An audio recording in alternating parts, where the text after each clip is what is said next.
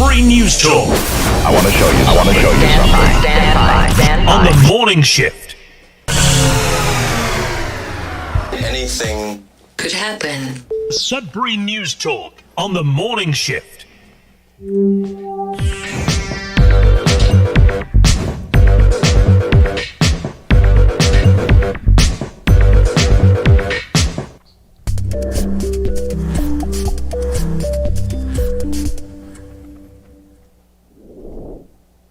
All right, good morning, everyone. Welcome to Sudbury News Talk on the morning shift. I'm AJ Walsh. Glad to be here with you. Thanks for being with us.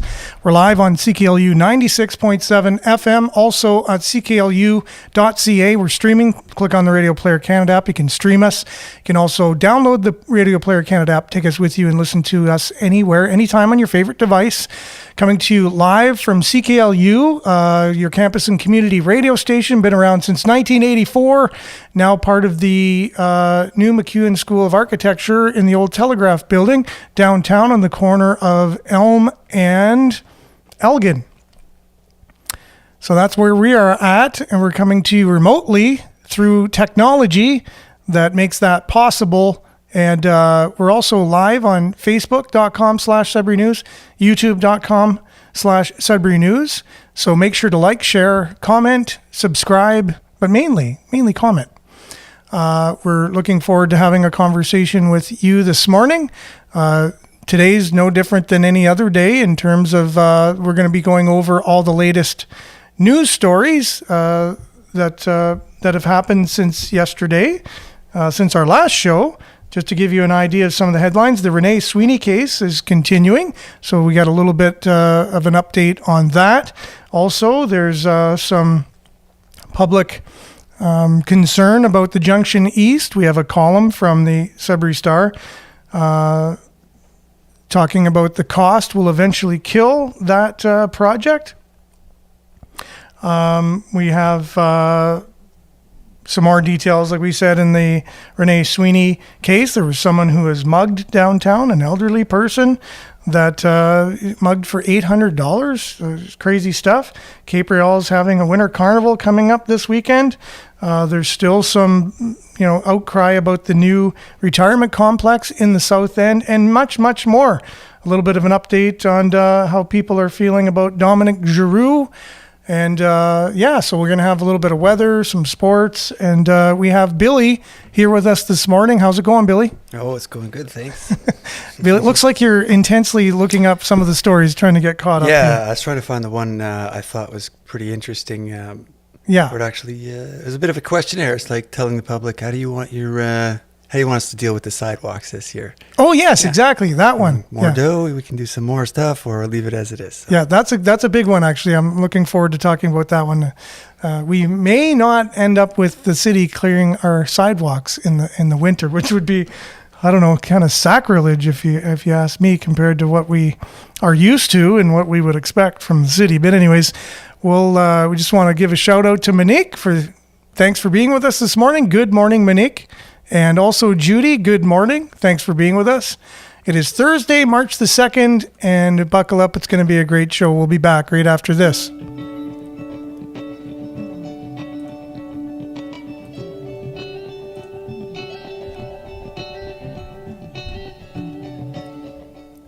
Sudbury Weather brought to you by SudburyWeather.ca.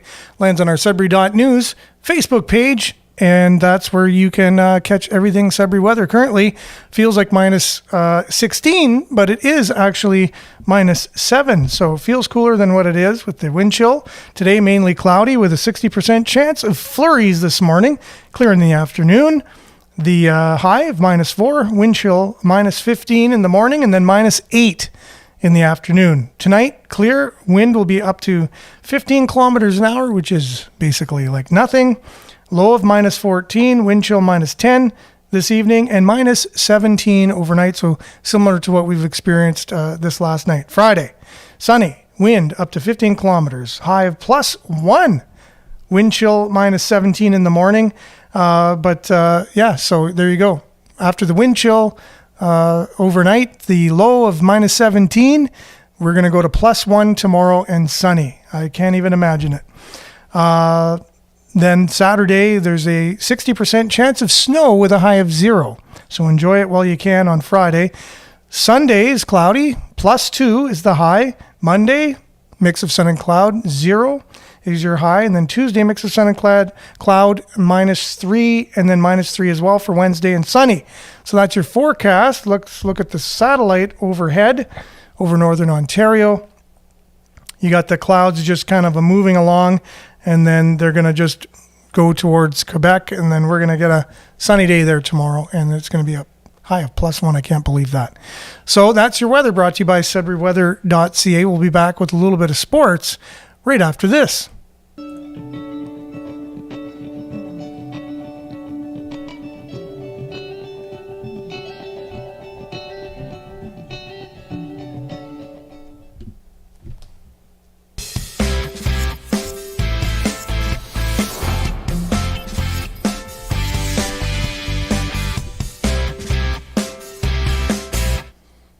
All right, Sudbury Sports brought to you by SudburySports.com. That is Randy Pascal, who is that Sudbury Sports guy. That's his website. That's where he has all of the reporting that he has to do right on that website. Now, we got the 5 in action tonight. I said on the show yesterday, I believe when I look back at things I might have said that I catch myself on, I kind of review. I said, okay, how did the show go? What, just kind of review it in my mind. I think I said the games were tonight yesterday for some strange reason. Exactly. Give me a little bit of a heart palpitation on the way to work, actually. Yeah. I was like, what? I don't know. I was like, wait a minute, I said it was tonight. And meanwhile, it's now tonight. So now if I say tonight, it's correct. The 5 are in action tonight. Let's just instead of me, let's just let an official representative tell you all about it. Hi fans, the Kings of the Underground are back on home court tomorrow night, looking to extend their season-long win streak to 7 games against the London Lightning. Tip-off against last season's NBLC champions is scheduled for 7 p.m., and the game is proudly sponsored by Mucho Burrito. They'll be here with great prizes and giveaways for fans. Fans are also encouraged to visit the Mucho Burrito taco stand next to courtside concessions, where they can get $6 chicken or pork tacos.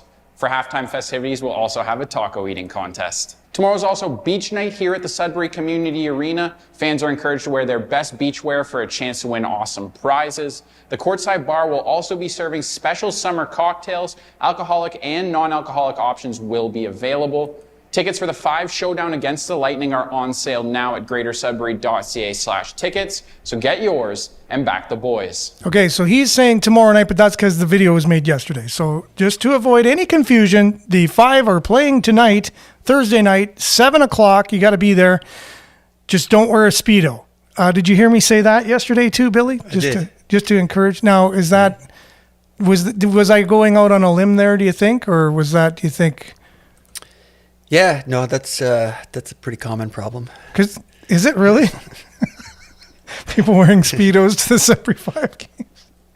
Okay. Well, it is beach night, and they say they encourage people to wear beachwear. So let's say my beachwear is a Speedo, and so I would go there and wear it. So I just thought in that case, maybe it's good to just put it out there. That's probably not a good thing. I don't know. I mean, if you're really attached to wearing a Speedo, I would say just go in your Speedo. Oh, no. Really? You're giving people the permission to go on a Speedo. Okay, well. Do they have a dress code there? Again, it didn't say that. I just went out on a limb and I said, I'm just going to take the liberty. It is. They would probably make a policy if people started wearing that. So I don't know. Starting wearing Speedos to the beach theme night. All right. In other news, the Sudbury Wolves are also in action tonight, but they're facing the North Bay Battalion, and they're not. I don't think anyone's going to be wearing their Speedos in North Bay. Don't even have to say don't wear your Speedos. However, after tonight's game, everything is on the line right now because they're trying to make the playoffs. They're going to be back in town tomorrow night for sure. Tomorrow night. And they are going to be taking on the Oshawa Generals. And it's going to be sponsored by Canadian Superstore. And they're going to have a special jersey that's designed by fans, which is really cool. It'll be auctioned off after the game. The jerseys are available for purchase through the online auction. So you go to the Sudbury Wolves website and you can find all that there. Then on Saturday, the Niagara Ice Dogs are in town, and the game is sponsored by Tim Hortons. It will also be a Sudbury Saturday night. Tim Hortons will be on hand with prizes, giveaways for fans. One lucky fan will win free coffee for a year. Now, Billy, would you qualify for that at all? Because are you able to take part in these games, contests and things? No, I don't think so. Probably something like the 50-50 where... Okay. You just paid for it and they're just going to draw it? Yeah. Have you ever bought a 50-50 ticket at the game? Or? No, I don't think I've bought a 50-50 ticket. Well, maybe a handful in my life, but... Oh, okay. Yeah, at weddings and stuff. But Yeah. Yeah, typically I don't gamble in that way. But the 50-50, I guess you can go find the 50-50 and it's fine, right? But they actually walk around too with the tickets. Mm-hmm. I guess they wouldn't come up to the booth where you guys are and say, hey, anyone want to get a 50-50? Exactly. They'd probably be too afraid to climb up that ladder. Well, those stairs can be... Or the stairs, yeah. Yeah, a little daunting. It's almost like a ladder. It's so steep. It's anyways. somewhere in between there. Exactly. All right, so that's they'll also have porchetta sliders on Saturday, which is pretty cool, and they'll be provided by the Beef and Bird, which makes a mean porchetta. Anyways, that's your Sudbury Wolves weekend. Also, the Sudbury 5 tonight. Get out tonight for the Sudbury 5, Friday for the Sudbury Wolves, and Saturday for the Sudbury Wolves as well. But you can catch the game tonight, Sudbury Wolves, right here on CKLU 96.7 FM if you're not able to make the drive to North Bay. That's your Sudbury Sports, brought to you by that Sudbury Sports Guys website, sudburysports.com. We'll be back right after this with some news headlines.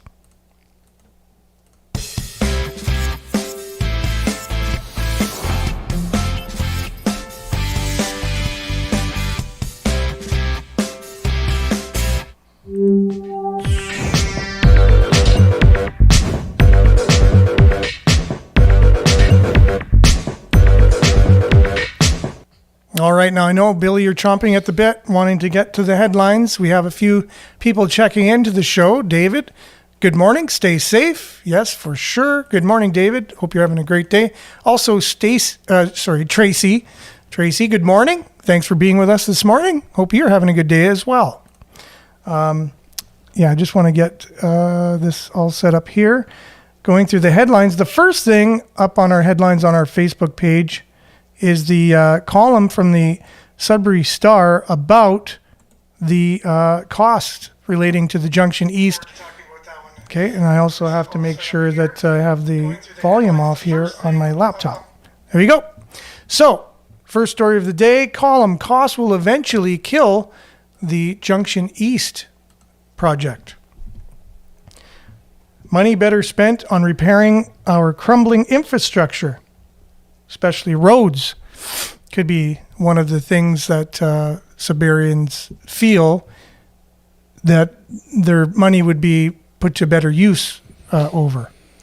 Especially after this weather. It seems like roads are really mulching up right now. Spring is always a bad time, right? Because you got the thaw, freeze, the water on the roads, it gets in the cracks and then it freezes and then it breaks apart the pavement and then there's more potholes and whatever. But Sudbury seems to be pretty known for their potholes, you know.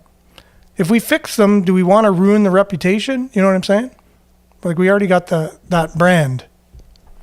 Do we actually really want to fix them now that we've become the pothole capital of the world? Good point. You know? Yeah. Like, that's what are not comedians going to joke about? Exactly. Sudbury, they're going to find some other more serious flaw in Sudbury to pick on. Well, you've heard NASA came here, right, to simulate what it was like, you know, on the moon. Is that what it was? I thought it was to actually get some of the footage they would use for the... Okay. Well, yeah, because the Sudbury potholes looks exactly like the craters on the moon. So they just had to go on our roads. And it looked very, very similar to the moon. So that is something that we'll dive into here. Also, should have shared this in our sports segment. Wolves Krawchuk named OHL Rookie of the Month. Nate Krawchuk, fantastic February, earned him Sudbury World, earned him the OHL Rookie of the Month title. and he's played very, very well. I know I had a chance to talk to Dario Zulic a couple weeks ago, and something just came to me, and we were talking about the Wolves and making the playoffs and everything. I said, I just wanted to say, because I don't know if anything will ever get through the organization or whatever, but I just want to tell you, I really feel that this young goalie is something special. And he's your number one. Like, even, I know he's young, but just give him some nice time, have a little faith in him. And he's really performed really well. Yeah, he's just, I used to be a goalie myself, and a competitive one. And I know a good goalie when I see one. And he definitely earned that OHL Rookie of the Month accolade this month. So next, defense looks for faults with the Sudbury police investigation of Sweeney murder. So here's the Renee Sweeney murder trial is continuing. The defense in the Robert Stephen Wright trial. I call it the Renee Sweeney trial, but I guess he's the one on trial. She's the victim in all of this. Spent much time on Wednesday questioning procedures the police forensic team followed when collecting evidence. So do you remember, Billy, they originally charged someone else in this and the police said the fingerprints matched the other person. That's why they arrested them. And I don't understand how that's possible. Like, either your fingerprints match or they don't. And later they said, no, they're Stephen Wright's fingerprints. Yeah, it could be more of an art than a science. And I find a lot of that stuff. I don't know if you remember, like, there's a big FBI scandal years ago, and it affected actually thousands of cases. It turned out like the lab, for whatever it was, just wasn't, it was more of like a rubber stamping thing. It was just somebody had on the inside to help kind of get, more evidence to convict. But you're not telling me then they just say their fingerprints matched when they didn't?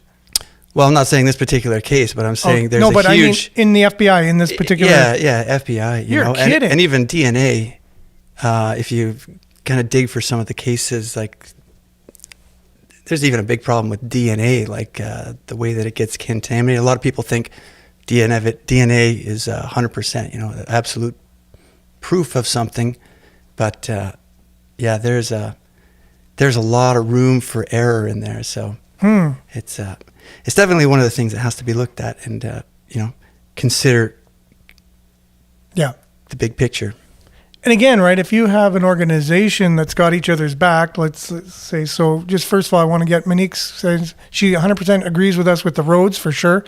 Jason's saying he believes the Sudbury police are super corrupt. They beat badly years ago.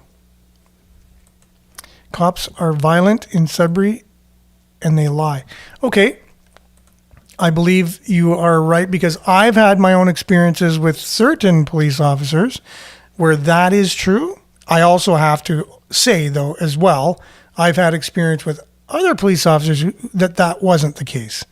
So I know that there are police officers that at least used to be. I haven't had any recent run-ins where I've found them to be anything but very respectful and doing a great job. However, I have had my own experience where I felt the same. There's something wrong here. There's something like they're definitely overstepping their bounds. However, I do know that I don't think we're the best at investigating murders, and that's why the Sudbury Police want to have their own homicide unit, and I think that's right to do, because then they can just focus on solving a murder, because there is a science to it, just to use that word. There is, when you're just doing that, it's not just filling out the forms and doing regular police work. There's a difference to it in homicide. You have to almost think like somebody who would have done that crime and try to then reverse whatever. You find the crime and then you have to, reverse engineer it, and based on evidence and things like that. You have to have a certain mindset in order to investigate murders. And I don't think we've had that here in Sudbury over history. Jennifer, good morning. Thanks for being with us.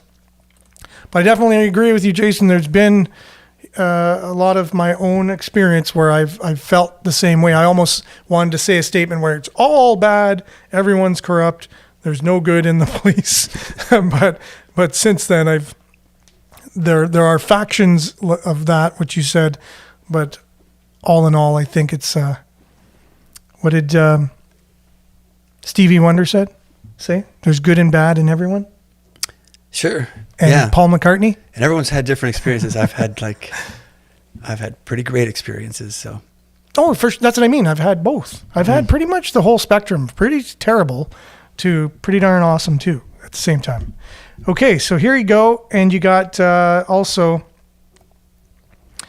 Craig is saying there are so many holes in the police investigation, but wait, they're perfect. They don't make mistakes. Okay, so here you have someone else sharing that same point of view. I did talk to a police officer once who said he never made a mistake in his life.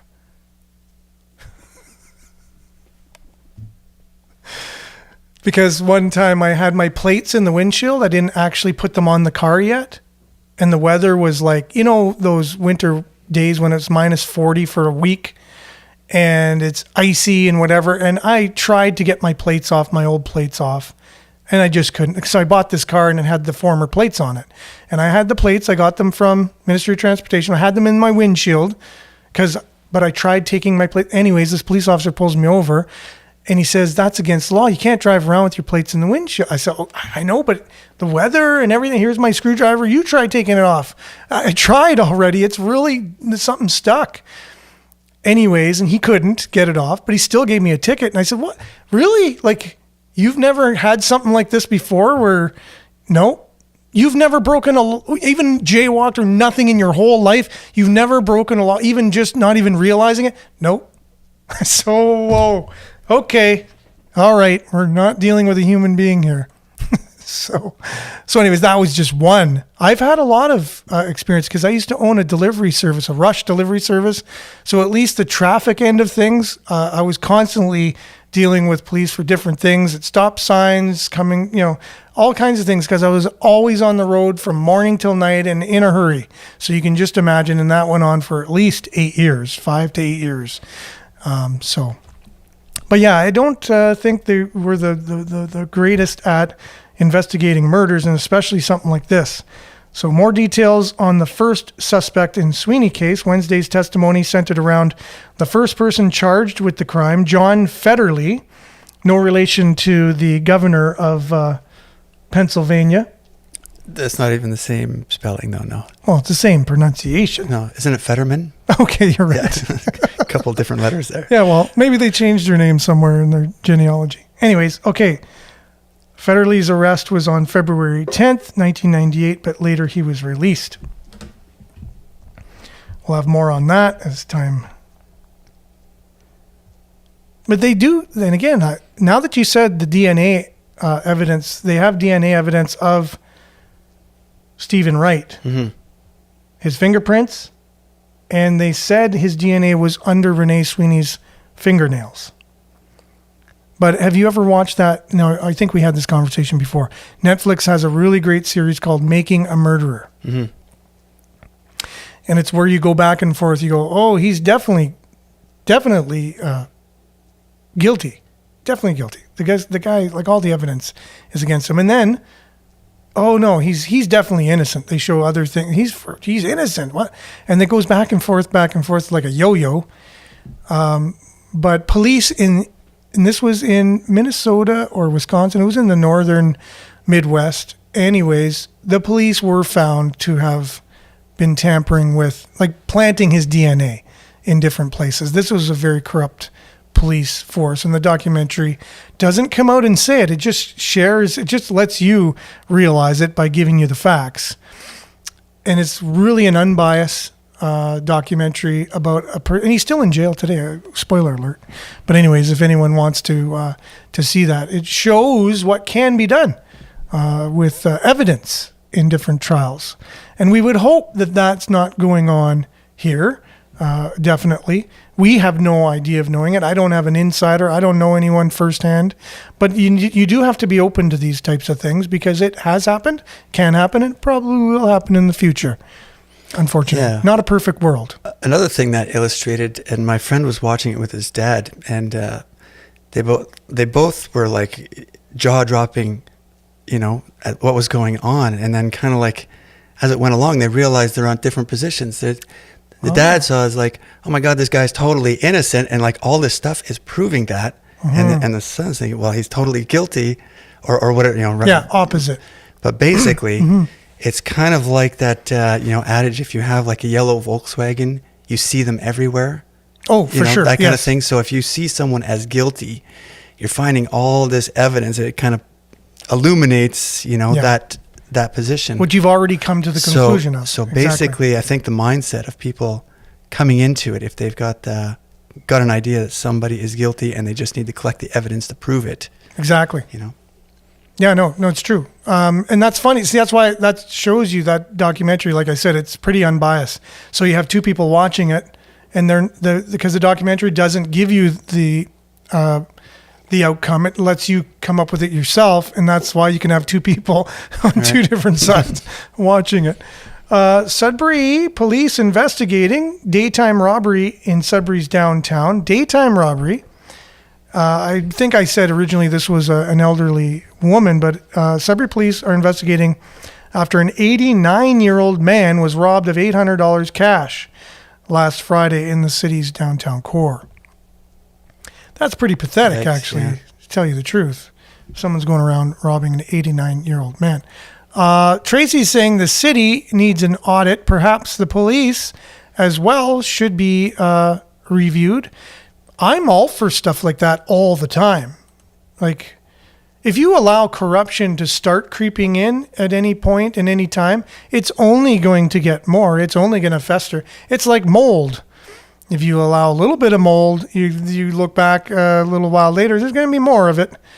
It's a cancer, and corruption should have no place in any public institution. But however, I think we're at the point right now where I think it's been allowed to get in, and then it's been allowed to fester. And I think we're dealing with a society with our institutions where the corruption's got into the point where it's running rampant, and to the point where when you ask for an audit, instead of saying, yeah, I got nothing to hide, let's do an audit right now. It's like, I don't think so. I think it's really expensive. I don't think anyone really needs an audit at this point. That's what you kind of get. Jason's saying because the police don't do anything downtown, and I don't think they do too much. And accountability is definitely important. Coming from our YouTube, Carrie B, love the name. Jason's saying his wife is downtown daily, recording videos what's going on at the transit center where they shoot up and fence stolen goods. Oh, it's like a gathering place. Security guards are constantly assaulted. City won't do anything. Oh, crazy. That's terrible. I know our downtown is in shambles, and it's not getting any better. And we've been talking about this on the show at length because we're talking about these, legacy projects going in downtown, whether it be the arena, whether it should have been on the Kingsway or downtown. This $100 million now down to a $65 million library, proposed library, art gallery. How do you do that if things like that are occurring in our downtown, correct? Okay, so a couple of comments here. Jason, take a trip today. Just take a look at, and anyone can see it for sure. It is true. Like anyone just has to go down there and see. Chris is joining us now. Good morning, Chris. Hope you're having a good day. Yeah, we've been talking about a little bit of grimy news so far, but here's a nice warm fuzzy. The Cape Real Winter Carnival coming up this weekend. I love this. And I don't know, I've never heard it before, but it's a great tagline. It'll be snow much fun. You like that one, Billy? Yeah, I don't think I've heard it either. It'll be snow much fun. Yeah. To me, it's like a no-brainer. Like any kind of winter thing going on there, activity, you would think that would have been a common thing being used over the years. And it probably is. Maybe just you and I haven't heard it before. But Cape Rail Winter Carnival going, it's, I think, Friday till Sunday, but let's just get, this is what they got, looks like, is that a beaver? I thought I saw one somewhere. Okay. Oh, yeah, that looks like a beaver. All right, just want to make sure. Cape Rail Winter Carnival returns this weekend, March 3rd to 5th. A variety of events happening in the town of Cape Rail for families to enjoy. Now, you don't have to be from Cape Rail to enjoy it. I think you can go there, bring your family. The community-wide celebration promises to be so much fun. Love it. The fun kicks off Friday with the Cape Rail Legion weekly fish fry from 4 to 7, followed by a DJ and karaoke party at the Firehouse Bar and Grill starting at 9 p.m. All kinds of things going on Saturday. Action-packed day beginning with a family pancake breakfast at 9 to 11 at the Legion as well.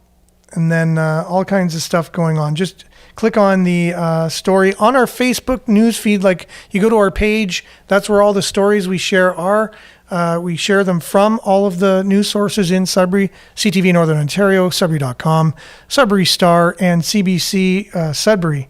So you can look at all the details there if you want to bring your family for a great day of fun.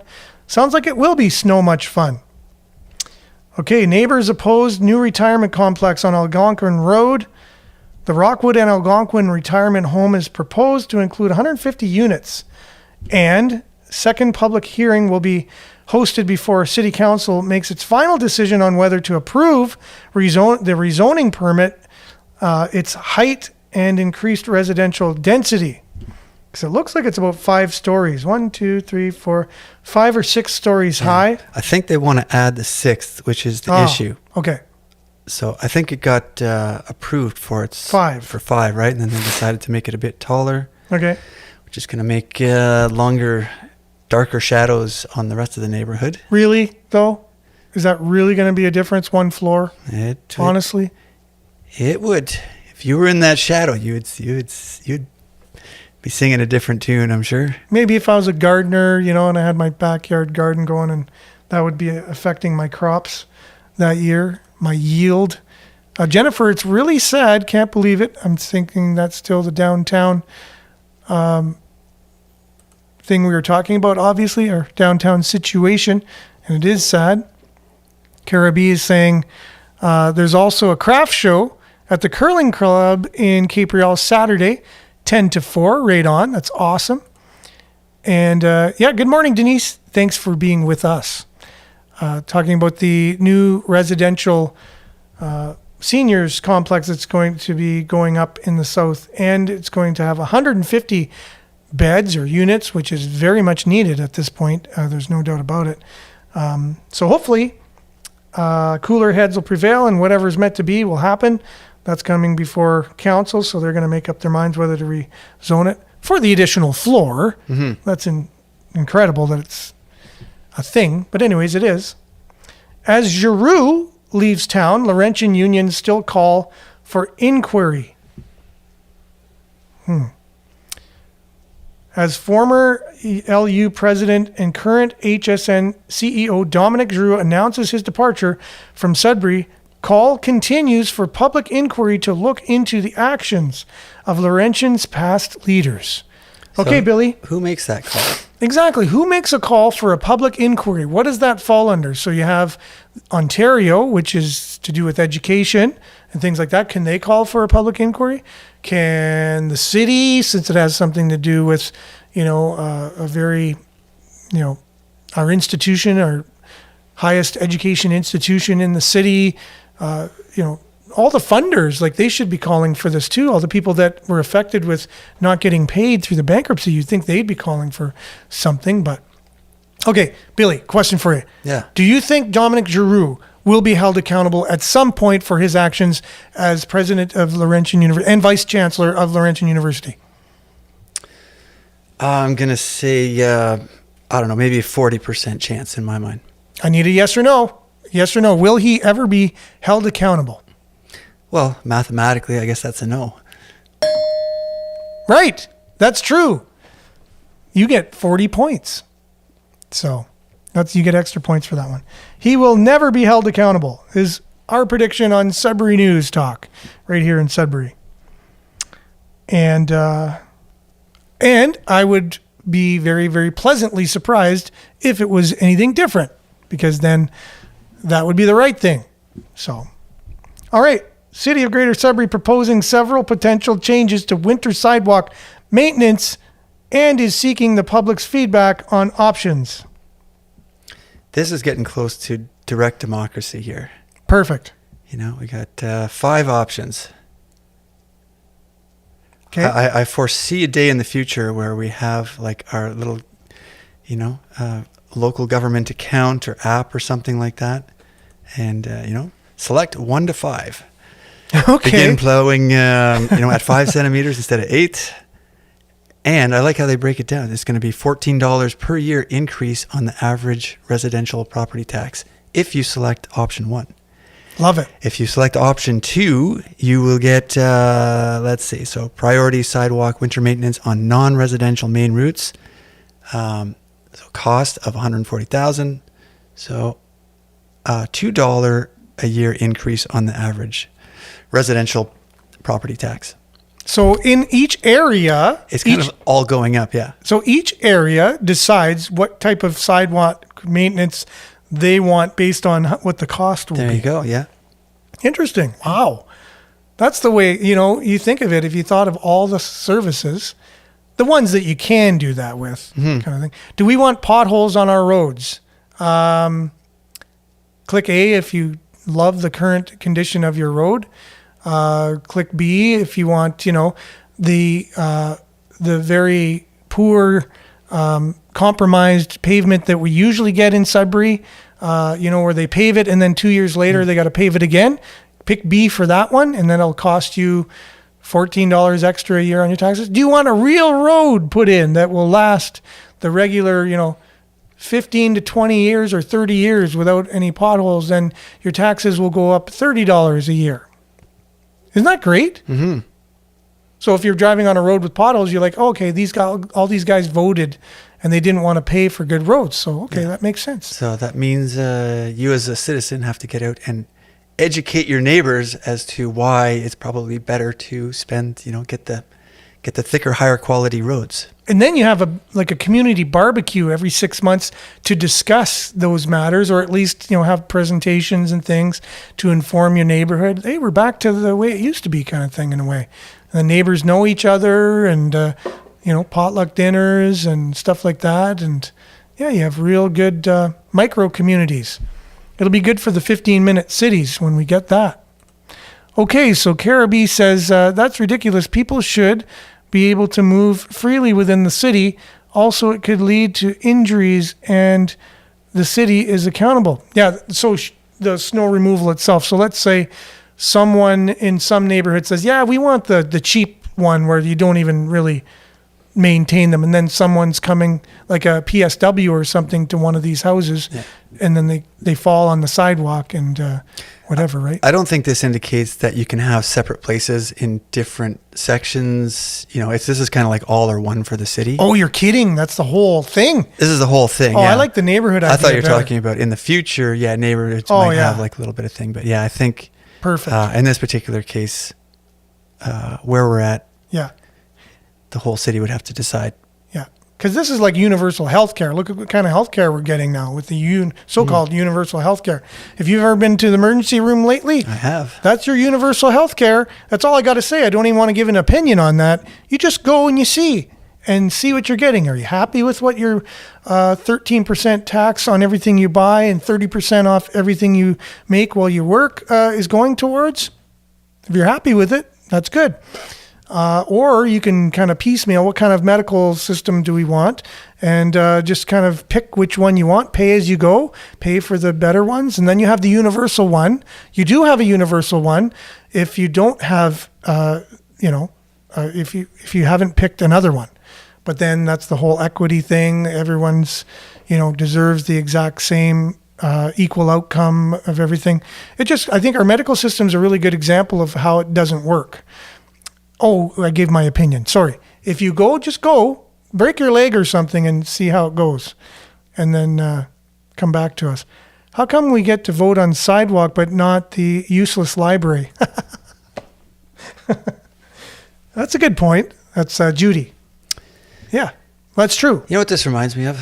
What? There's a great scene in The Simpsons, and that's why I like it. It's kind of like educates people. You know, it gets the wheels in motion about thinking about spending. Yeah. But there's this scene from The Simpsons where I think that Mrs. Krabappel needs more pencils, and it's the big meeting. Yeah.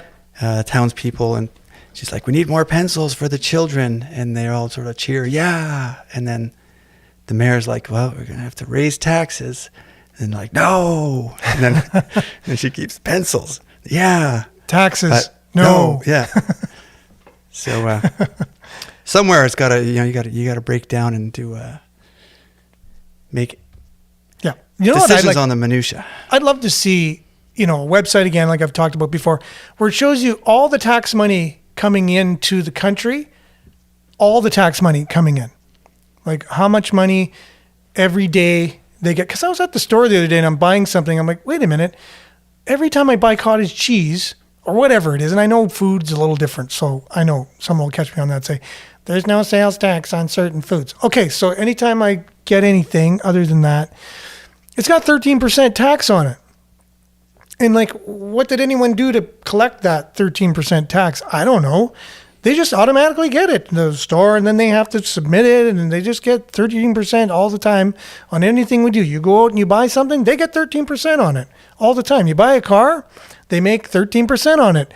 You sell that car, they make 13% on it. They sell it again. How many times is a car sold in its lifetime? What, 3 average, 4 or 5? 5 times they make the tax off that same car being bought and sold.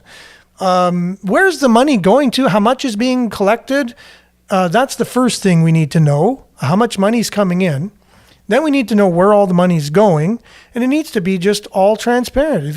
And it can be today. We do now have the technology to do something like that. Why don't we head down that road? And that's totally just, like, if someone makes a bad decision, everyone sees it. They're like, and it shows who it goes to too. It shows where the money goes to, what it's for, and a little description of why it went there. It went there because of this, that, and the other, and they have to come up with that. And it's public right away. It goes up on the website, and anyone can go there and see that information. Why aren't we there already? If we're not there, it tells me something. Because why wouldn't you want it to be like that? If you were a true public servant of the people, and you really were representing the people, wouldn't you want to go down that road and have technology like that showing your citizens that, look, I have nothing to hide at all, and I'm here to serve you. Here's what I'm showing you. Everything coming in, you can see it, everything going out. There's a great video. It used to be on YouTube. A lot of this stuff's gotten hard to find on there, but it's called The Crime of the Canadian Banking System, and it's about the Auditor General's report from 1993. And it had a lot of that information. I think you could sort of take that as a jumping off point, and you can see what was going on back then. And again, I think the transparency has gotten a lot worse since then. But I think so too. I think it's got to the point where that definitely couldn't be, because then it would show too many things, and people just can't have that be on them or whatever. And so you just keep it going as long as you can. And then whenever too many people are onto you, you burn it down. And that's what we're at to the society. It's the Marxist kind of ideology, is burn it all down. If you just want to sum up that whole communist manifesto that the universities have been teaching for the past 35 years, and now all the people are in our society believing all the jargon, burn it down. Because it's a terrible society we've built up anyways, and just burn it all down. So you can be as corrupt as you want or whatever. You'll get no accountability. You're just going to burn it down anyways. And guess who's going to build up the new society we're going to be in? Those same people who burned it down. Lucky us. yeah, that's kind of like disaster capitalism. Exactly. Help create a disaster, then get paid for that, and then get paid to build it up again. Exactly. Oh my goodness. Well, with that really, really great, shiny forecast of our future, thanks for being with us, everyone. We're kind of out of time. We will not have a show tomorrow, unfortunately. So I have an obligation. I'm not able to be here for the show. So we'll be back on Monday. So have a great weekend, everyone. Get out and see the 5 tonight and the Wolves tomorrow night and Saturday night. and support local sports, and also have a great time at the same time for not that much money. And Billy, we'll see you there. All right. Okay, ciao everyone. Have a great day. Stay tuned now for Earshot Daily, and thanks everyone for being on and commenting. We really appreciate you, and we enjoy this opportunity to facilitate this conversation each and every day, other than tomorrow. Okay, we'll be back on Monday. Stay tuned now for Earshot Daily on CKLU. Ciao.